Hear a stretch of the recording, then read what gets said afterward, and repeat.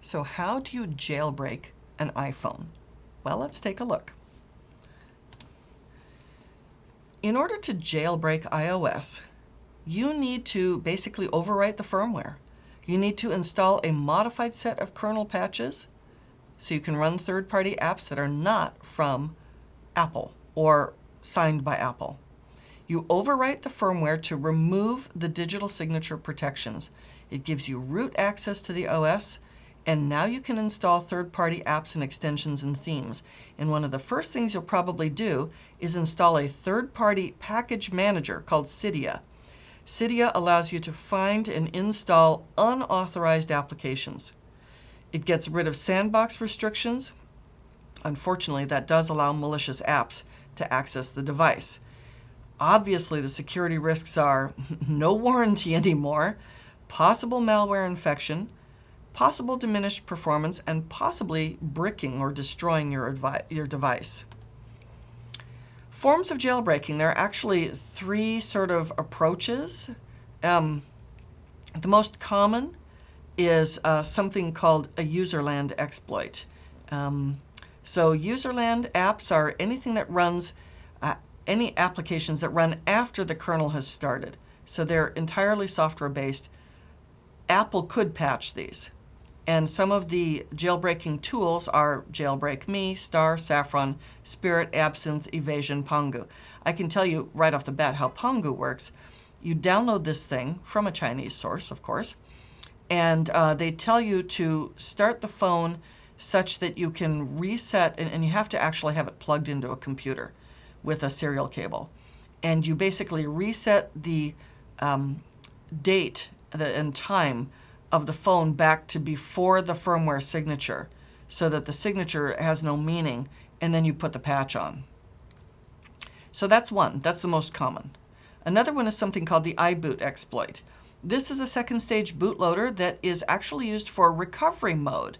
And for recovery mode, what you would do is you would plug a physical USB cable into like a laptop. This was something that was jealously guarded by Apple, but the source code was leaked onto GitHub and everyone got a copy. But it means that I would have to physically plug in to do this. So you shouldn't worry about this so much. I mean, it can happen, but it's less of a concern. Most of what we do is we'll use a userland exploit.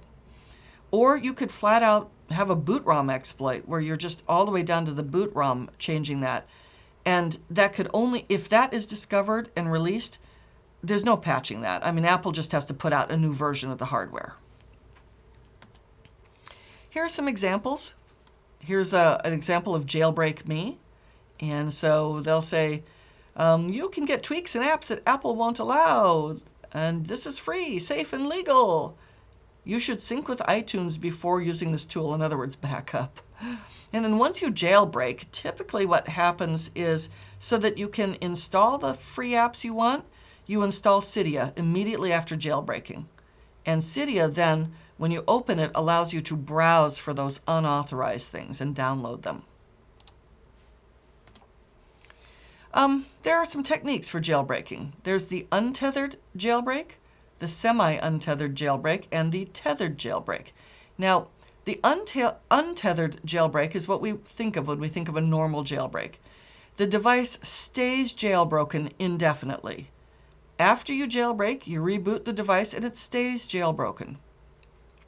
The semi-untethered, or some people call it semi-tethered, is after rebooting, the device appears to not be jailbroken, so you open the Jailbreak app and then you lock the phone and then it applies. You wait for the refresh. Or there's the tethered jailbreak.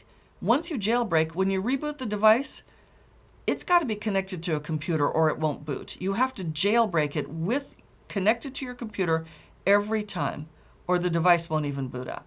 So the most common we do is the untethered jailbreaking. Here are a bunch of jailbreak tools. There's Pangu, Red Snow, Absinthe, Evasion, 7, Geek Snow, Snow Breeze, Ponage, Lime Rain, Black Rain, and this is just one example of just when you get like from Pangu. And you can also get the Cydia package manager as well. So that is jailbreaking an iPhone or an iOS device.